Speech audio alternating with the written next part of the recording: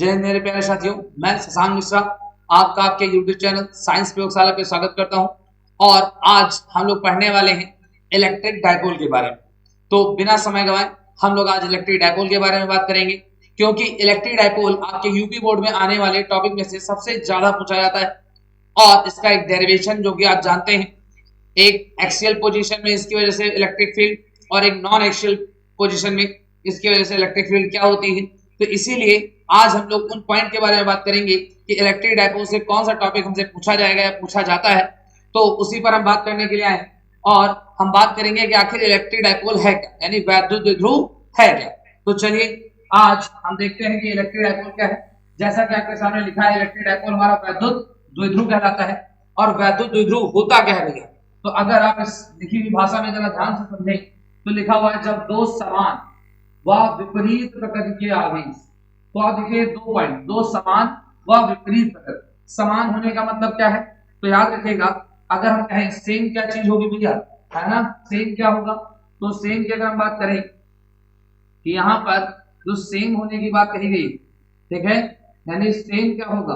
तो सेम होगा भैया उनका मैग्नीट्यूड। क्या होगा? मैग्नीट्यूड सेम होगा, ठीक है ना। मैग्नीट्यूड का मतलब आप कह सकते हैं परिमाण। परिमाण यानी संख्यात्मक मान। परिमाण बोले तो संख्यात्मक, संख्यात्मक जो मान होगा आवेश का, ठीक है ना। संख्यात्मक मान जो होगा आवेश का वो क्या होगा? सेम होगा। आवेश का जो परिमाण है जो समान होगा। और विपरीत की बात करें यहाँ, तो विपरीत क्या होने वाला भैया? सो यहाँ विपरीत होने वाला है उसकी प्रकृति, उसकी प्रकृति। तो आप ध्यान दीजिएगा, अगर हम कहें opposite, same and opposite, opposite क्या होने वाला है? तो नेचर होने वाला है। क्या होने वाला भैया? नेचर होने वाला है, प्रकृति होने वाली। तो आप ध्यान दीजिएगा, प्रकृति का मतलब क्या है? यानी कि आप देखिएगा, एक पॉजिटिव है तो दूसरा कैसा होगा भैया? नेगेटिव होगा। कैसा हो जाएगा? नेगेटिव हो जाएगा। तो एक प्लस का क्यू हो जाएगा और एक माइनस का क्यू हो जाएगा। क्या हो जाएगा? माइनस का क्यू हो जाएगा।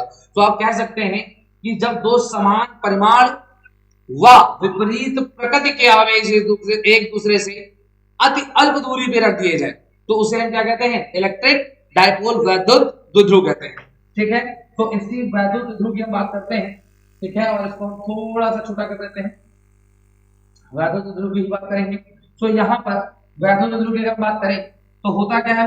होता यह है कि जब हमारे पास दो समान आवेश बहुत अल्प दूरी पे रख दिए जाए, जैसे ये हमारे पास एक आवेश रखा गया भैया, ये देखिए हमने रख दिया है, और ये हमारे पास माइनस क्यू है, ठीक।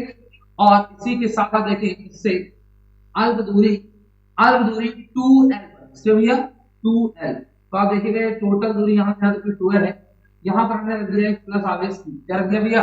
प्लस आवेश क्यू रख दिया। तो आप ध्यान दीजिएगा कि जब दो समान, समान होने का मतलब मैग्नीट्यूड में सेम, तो देखिए इसका भी मैग्नीट्यूड क्यू है और इसका भी मैग्नीट्यूड क्यू ही है, यानी परिमाण दोनों का समान है, संख्यात्मक मान समान है। और ये माइनस का है और ये वाला प्लस का है। तो इससे आप ये भी कह सकते हैं कि इनकी प्रकृति क्या है? समान है। प्रकृति क्या है? समान है। ये प्रकृति विपरीत है, प्रकृति विपरीत है, और जो परिमाण है वो समान है। तो इनको अगर ऐसे रख दिया जाए तो इसे हम क्या कहते हैं भैया? तो इसे हम कह देते हैं वैद्युत द्विध्रुव। क्या कहते हैं? वैद्युत द्विध्रुव। तो एक बात याद रखिएगा वैद्युत द्विध्रुव में, वो क्या?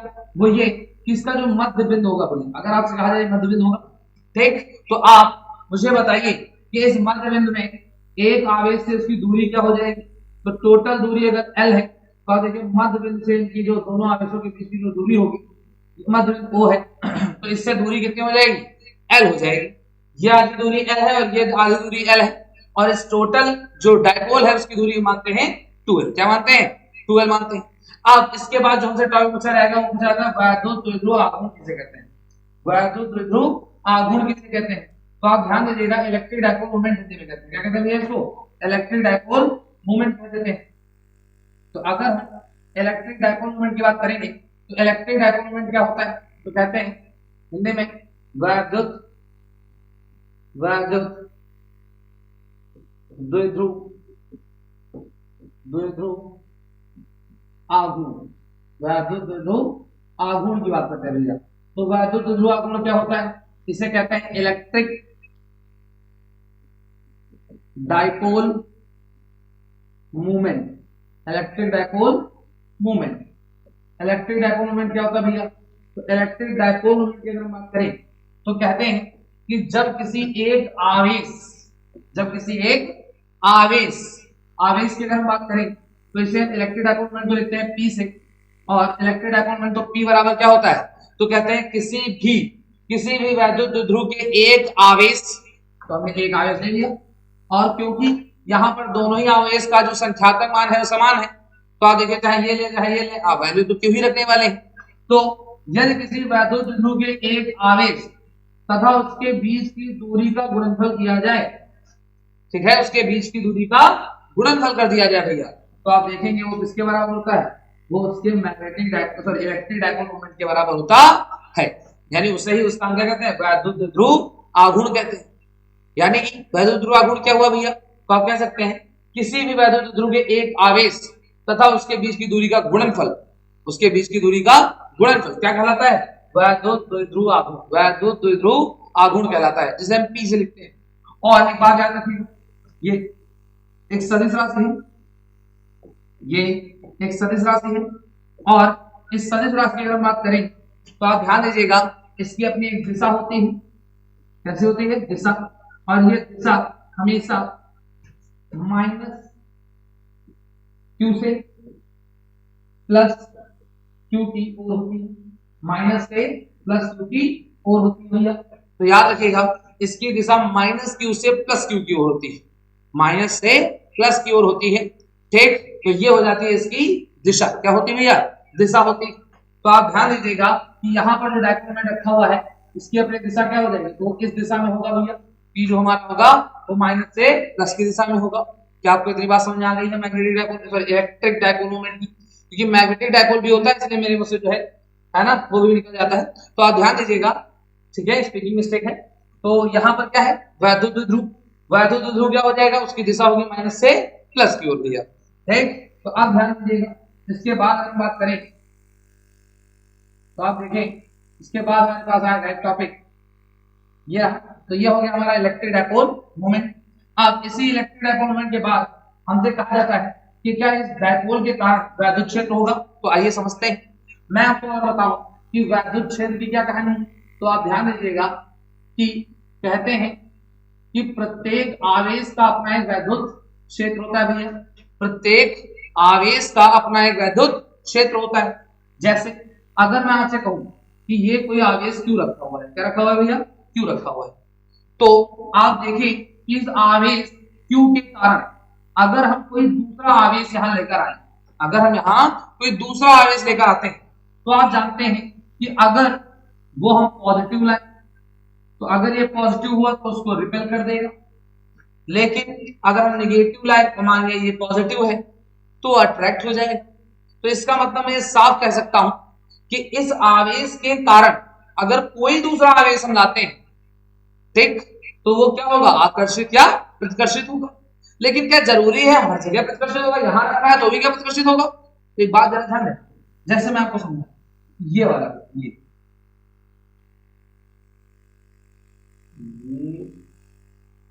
जरा ध्यान देना कि अगर मैं इस क्यू की बात करता हूं तो ये क्यू अगर यहां रखा हुआ है तो ये आकर्षित या प्रतिकर्षित हो सकता है इससे, लेकिन अगर यही क्यू हम यहां रख देंगे तो आप क्या कह सकते हैं? ये इससे आकर्षित या प्रतिकर्षित होगा? तो जरूरी नहीं है, हो सकता है हो और हो सकता है ना भी हो। तो इसका मतलब मैं क्या कहूं? तो इस बात से मैं ये कह सकता हूं कि किसी भी आवेश के चारों ओर का वह क्षेत्र, किसी भी आवेश के चारों ओर का वह क्षेत्र जिसमें कोई अन्य आवेश लाए जाने पर आकर्षण या प्रतिकर्षण का अनुभव करे, आकर्षण या प्रतिकर्षण का अनुभव करे। फिर से समझते भैया, है ना? क्या कहा मैंने? तो आप कह सकते हैं किसी भी आवेश के चारों ओर, किसी भी आवेश के चारों ओर स्थित वह क्षेत्र जिसमें कोई अन्य आवेश लाए जाने पर, मान लिया हम यहाँ से आवेश लेकर आ रहे हैं तो यहां पर आ गए, तो आप ध्यान दीजिएगा इस पर क्या लगे? या तो आकर्षण और या तो प्रतिकर्षण बल लगे। तो आप कह सकते हैं किसी आवेश के चारों ओर का वह क्षेत्र जिसमें कोई अन्य आवेश लाए जाने पर आकर्षण या प्रतिकर्षण का अनुभव करे, उसे हम क्या कहते हैं भैया? उसका वैद्युत क्षेत्र कहते हैं। क्या कहते हैं? उसका वैद्युत क्षेत्र कहते हैं। बात समझ में है ना? तो आकर्षण हो सकता है या प्रतिकर्षण हो सकता है, तो ये स्थितियां। ठीक, तो आप ध्यान दीजिए, जैसे आप किसी एक स्थान पे ऐसे गए, ठीक, आप वहां गए, आपने चीजें देखी, आपको उससे प्रति आकर्षण हुआ। अब अगर आप किसी शादी पार्टी में मान लिया नहीं गए, तो उस शादी पार्टी के लिए आपके मन में आकर्षण कैसे आ सकता है? नहीं आएगा। लेकिन अगर आप उस शादी पार्टी के बगल से निकल रहे हो, गेस्ट हाउस के अंदर आपकी नजर चली गई, तो अब आप उसके क्षेत्र में आ गए। अब आप अपने घर में बैठे हो और गेस्ट हाउस के बारे में सोचकर आनंद नहीं ले सकते। लेकिन अगर आप उस गेस्ट हाउस के बगल से निकल रहे हो और आपको दिख जाए, है ना, कि सुंदर सुंदर पकवान है ना, तो आप ध्यान दीजिए, आपका आकर्षण उस तरफ चला ही जाता है, चला ही जाएगा। तो वैसे ही यहां पर भी अगर कह सकते हैं किसी आवेश के चारों ओर का वह क्षेत्र जिसमें कोई अन्य आवेश लाए जाने पर आकर्षण या प्रतिकर्षण का अनुभव करे, तो उसे हम क्या कह देते हैं भैया? उसे हम कह देते हैं उसका वैद्युत क्षेत्र। क्या कह देते हैं? वैद्युत क्षेत्र कह देते हैं। बात समझ में आ गई? ठीक, तो आप ध्यान दीजिएगा कि इसे कहते हैं वैद्युत क्षेत्र, और वैद्युत क्षेत्र को हम लिखते हैं ई से। किससे लिखते हैं भैया? ई से लिखते हैं। तो आप एक बात करिए, हर एक आवेश के कारण वैद्युत क्षेत्र होता होगा, कितना होता है? तो आप एक बात याद रखें कि इस वैद्युत क्षेत्र की हम बात करते हैं, तो किसी आवेश Q के कारण जो इस आवेश पर लगने वाला बल होगा, क्या होगा भैया? इस आवेश Q के कारण इस पर लगने वाला बल, वो इसके वैद्युत क्षेत्र को बताएगा। तो आप ध्यान दीजिएगा, कहते हैं E बराबर होता है F और upon Q not. Q not क्या है जरा ध्यान दें। तो ये आवेश जो आप लाए थे बाहर से, उसे हमने माना Q नॉट। तो आप ध्यान दीजिएगा, इस Q नॉट पर लगने वाला बल, ठीक है, इस Q नॉट पर लगने वाला बल इसके वैद्युत क्षेत्र को दर्शाता है। जितनी तेजी से बल लगेगा उतना ज्यादा वैद्युत क्षेत्र, जितना धीरे बल लगेगा उतना कम वैद्युत क्षेत्र। इसका मतलब मैं कह सकता हूं कि E बराबर F अपॉन Q। तो कह सकते हैं किसी आवेश Q को किसी वैद्युत क्षेत्र E में ला जाने पर लगने वाला बल यदि F है, तो उसकी जो वैद्युत क्षेत्र की तीव्रता होगी E हो जाएगी। तो E बराबर F अपॉन Q नॉट हो जाएगा। तो अब आप मुझे बताइए, अगर इस Q नॉट में यहां रख दिया जाए तो इसके बल लगेगा नहीं लगेगा? मत बिल्कुल लगेगा। मान लेता हूं इसे r दूरी पे रखा गया है इससे, तो आप देखिए दोनों के मध्य बल कितना हो जाएगा भैया? कूलम के नियम से F बराबर होता है 1 अपॉन 4 पाई एप्सिलॉन नॉट, दोनों आवेशों के गुणनफल यानी Q into Q नॉट और अपॉन उनके बीच की दूरी के वर्ग के व्युत्क्रमानुपाती यानी r स्क्वायर भैया। तो ये हो जाएगा फोर्स। और अगर हम यहां रख दें तो E बराबर कितना आ जाएगा? तो E बराबर आ जाएगा 1 upon 4 pi epsilon not Q into Q not upon r square upon Q not दिया। आज की वैल्यू आपने रख दी। अब आप देखेंगे इस Q नॉट से ये Q नॉट कैंसिल हो जाएगा। तो आप देखें यहां पर E बराबर कितना आ जाएगा? E बराबर आएगा 1 upon 4 pi epsilon not Q upon r square. तो आप देखें किसी भी आवेश के कारण किसी दूरी r पर जो लगने वाला वैद्युत क्षेत्र की जो तीव्रता है उसे हम क्या कह सकते हैं? E बराबर 1 upon 4 pi epsilon not Q upon r square होगी। और एक बात ये कि यहां पर जो 1 अपॉन 4 पाई एप्सिलॉन नॉट आपको दिख रहा है ये कांस्टेंट है। क्या है? कांस्टेंट है। तो आप ध्यान दीजिएगा इस कांस्टेंट की वैल्यू क्या होती है?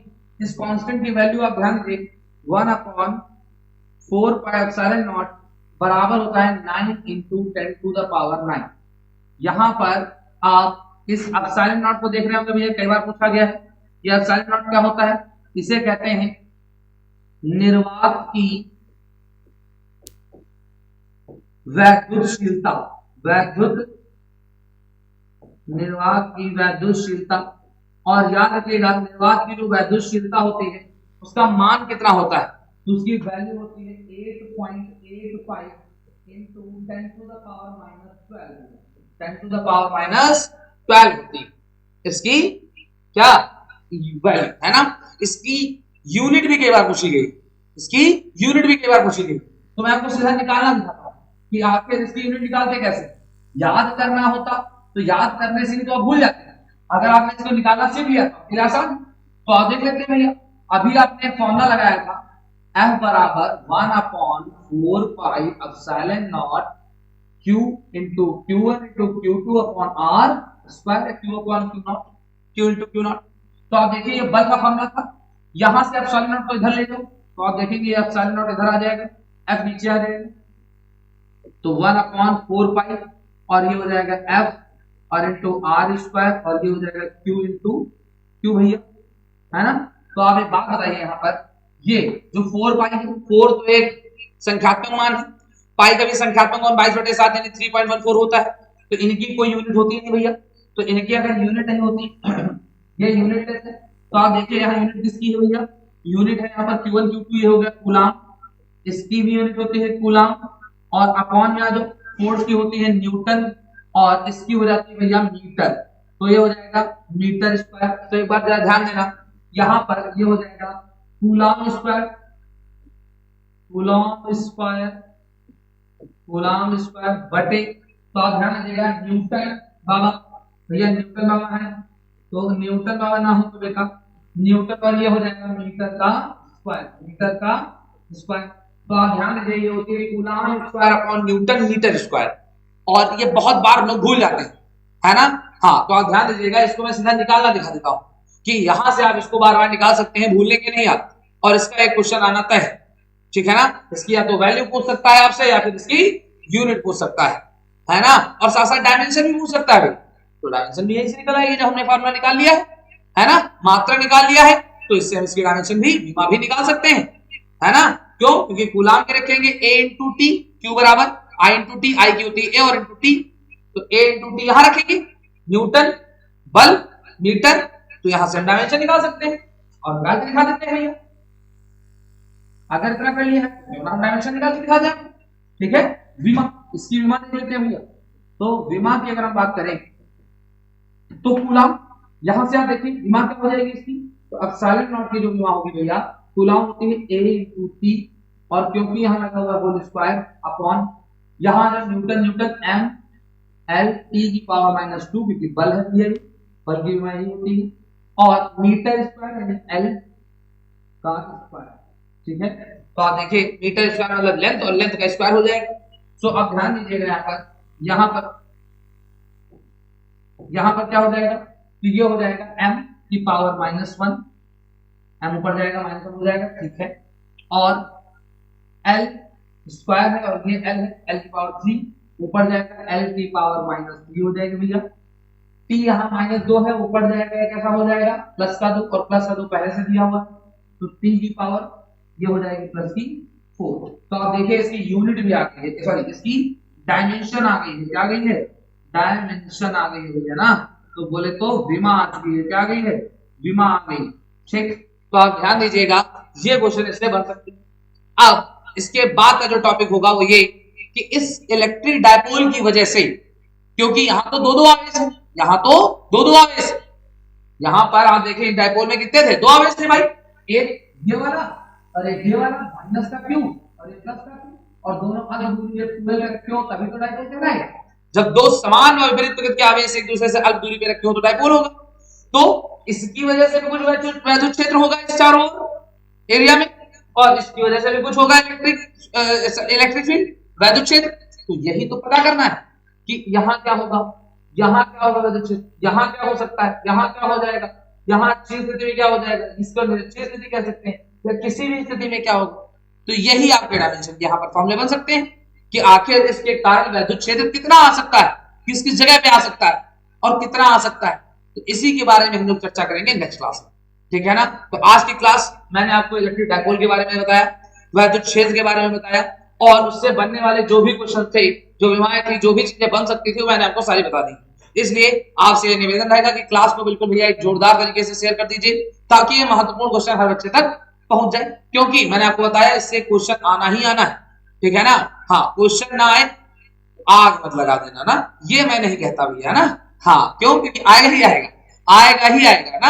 हाँ, वो यूट्यूब वाली चीजें आपको जो बताई जाती है, क्वेश्चन नहीं आया तो आग लगा देना, ये कुछ नहीं, ठीक है ना। आग लगाना है आपको केवल पेपर को, क्या लगा देना है पेपर को, है ना। पढ़ते रहिए और इसी तरह हमारे साथ बने रहिए, क्लास को शेयर करते रहिए। आज के लिए क्लास को हम यही समाप्त करते हैं, धन्यवाद।